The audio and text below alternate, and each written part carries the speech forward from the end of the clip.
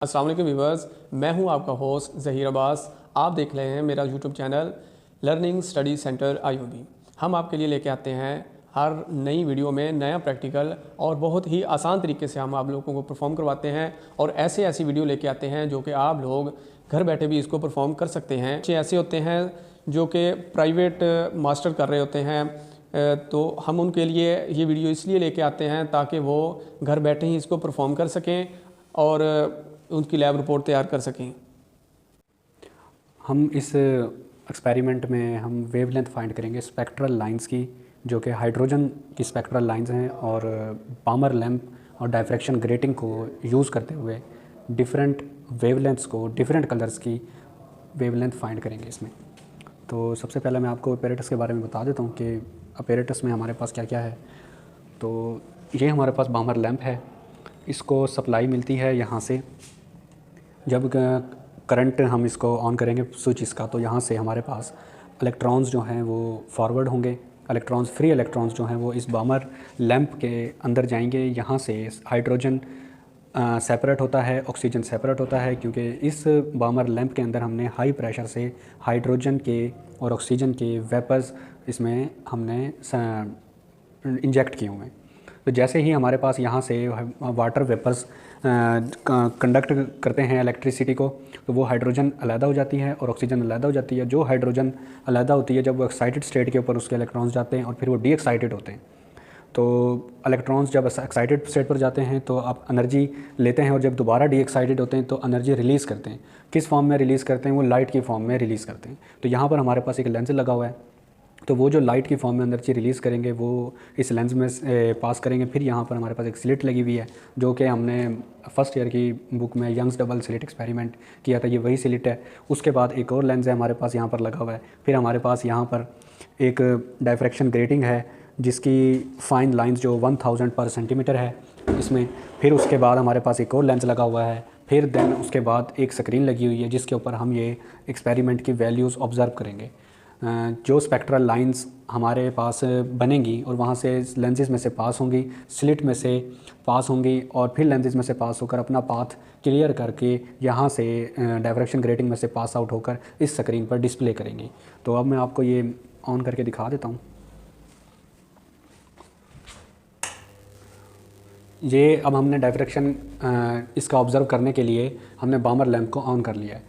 अब जब बामर lamp on हुआ है तो उस बामर सीरीज़ जो है, क्योंकि ये बामर सीरीज़ होती हैं, टाइफन होती है, और उसके बाद टेलर सीरीज़ है, काफ़ी सारी सीरीज़ हैं। जो ये बामर सीरीज़ दूसरे नंबर पर आती है, इसीलिए इसका वही पैटर्न सिर्फ हम ऑब्ज़र्व करेंगे जो कि उस वेवलेंथ की उस सीरीज़ में फॉल करती हैं, जितनी सिर्फ हम उन्हीं को ऑब्ज़र्व करेंगे।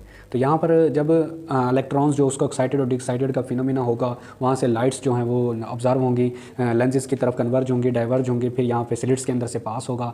फिर उसके बाद जब स्क्रीन पर हम इसको डिस्प्ले करेंगे, तो अभी फ़िलहाल हमें नज़र नहीं आ रहा, तो हम इसको ऑब्ज़र्व करने के लिए इसके लिए लाइट्स हमें ऑफ़ करनी पड़ेंगी, ताकि हमारे पास कलर वगैरह जो हैं उसके डिस्प्ले हो सकें। इसमें ब्लू है कलर आता है, वायलेट भी आता है, येलो भी आता है। तो मैं आपको ये दिखाऊँगा लाइट्स बंद करके।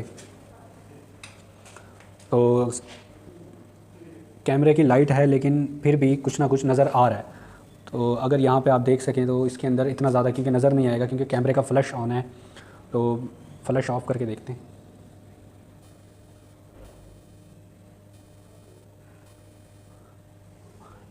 अब आपको ये नज़र आ रही होंगी लाइट्स, ठीक है। तो ये देखें, हमारे पास दरमियान में रेड है, और एक्सट्रीमली लेफ़्ट एक रेड है, और एक्सट्रीमली राइट एक लेफ़्ट है, एक्सट्रीमली लेफ़्ट के ऊपर रेड है। तो दोनों साइड्स पे, दोनों एक्सट्रीम्स के ऊपर रेड है। दरमियान में आपको एक वायलेट कलर नज़र आ रहा है, और उसकी के बिल्कुल साथ एक ब्लू भी कलर है, लेकिन वो कैमरा कैप्चर नहीं कर रहा उसको। लेकिन जब नज़दीक से हम देखते हैं तो एक येलो कलर भी नज़र आता है हमें। तो इसका मैं आपको पैटर्न जो है वो पेज के ऊपर बना के दिखा देता हूँ। तो ये हमारे पास इसकी लाइंस मैंने ड्रॉ कर दी हैं, जो स्क्रीन के ऊपर आपको नज़र नहीं आ रही थी, तो मैंने यहाँ पर ये ड्रा की हैं। तो आप देख सकते हैं एक्सट्रीमली लेफ़्ट के ऊपर, एक्सट्रीमली राइट के ऊपर दोनों रेड हैं, और दरमियान में डिफरेंट कलर्स आ रहे हैं। तो डिफरेंट जो कलर्स हैं उनको आप देख सकते हैं, रेड है, वायलेट है, ब्लू है। और अब हम इनकी वेवलेंथ, जो हमारा टॉपिक था, जो हम प्रैक्टिकल जो परफॉर्म कर रहे थे, जो हमारा पर्पज़ है प्रैक्टिकल का, तो अब हम उसकी तरफ चलते हैं कि अब हमने क्या करना है। तो ये जो डिस्प्ले जो स्क्रीन पर था वो मैंने पेज के ऊपर बना दिया है। तो इसका जो कैलकुलेशन है उसकी तरफ हम चलते हैं। तो ये हमारे पास कैलकुलेशंस हैं। तो इसका जो फार्मूला है वो हमारे पास lambda is equal to ji sine beta है। यहाँ पर जी जो है ये डायफ्रैक्शन ग्रेटिंग कांस्टेंट है जिसकी फ़िक्स वैल्यू है 1.67 मल्टीप्लाई 10⁻⁻⁶ मीटर। और ये जो बीटा है ये एंगल है साइन का। बीटा हमारे पास इक्वल आ जाता है tan inverse d over f3। f3 हमारे पास फोकल लेंथ है थर्ड लेंस की, और d जो है हमारे पास हर कलर का डिस्टेंस है। रेड का अलग डिस्टेंस होगा सेपरेट, वायलेट का सेपरेट होगा, ग्रीन का सेपरेट होगा। तो अब सबसे पहले हम रेड लाइट को यहाँ पर डिस्कस कर लेते हैं कि रेड कलर जो है हमारे पास उसके क्या रिजल्ट्स हैं। तो रेड कलर का जब हमने देखा था कि एक्सट्रीमली एक लेफ्ट रेड था, एक एक्सट्रीमली राइट पर था, तो दो डिस्टेंस बनेंगे D1 और D2। D1 जो है हमारे पास वो है 1.5 सेंटीमीटर, D2 जो है हमारे पास वो है 1.7 सेंटीमीटर आया है। इसको आप स्केल से भी मेजर कर सकते हैं, और अगर आपके पास अपैरेटस है तो अपैरेटस के अंदर भी हमारे पास एक स्केल होता है, तो वो अपैरेटस के अंदर मौजूद है, तो वहाँ से भी आप इसको मेजर कर सकते हैं। F3 जो है हमारे पास वो हमने सेट की हुई है 5 सेंटीमीटर के ऊपर। फिर उसके बाद जब दो डिस्टेंस है हमारे पास तो हम इसका मीन निकाल लेते हैं, एवरेज ले लेते हैं। D is equal to D1 plus D2 divided by D2 D1 की वैल्यू हमने निकाली 1.5 सेंटीमीटर, D2 की वैल्यू निकाली 1.7 सेंटीमीटर, डिवाइड किया 2 से, तो हमारे पास इसका आंसर आ गया 1.6 सेंटीमीटर। तो अब हमारे पास D आ चुका है, F हमारे पास मौजूद है 5 सेंटीमीटर। हमने beta is equal to tan inverse D over F3 किया। जब D की वैल्यू हमने 1.6 सेंटीमीटर पुट की, F3 हमने 5 पुट किया हुआ था, उसे हमने कांस्टेंट रखा था। बीटा की वैल्यू हमारे पास आ चुकी है। तो अब हम इसकी जब बीटा की भी वैल्यू आ गई, हमारे पास G भी मौजूद है, तो हम इसकी एक्चुअल इक्वेशन की तरफ चलते हैं।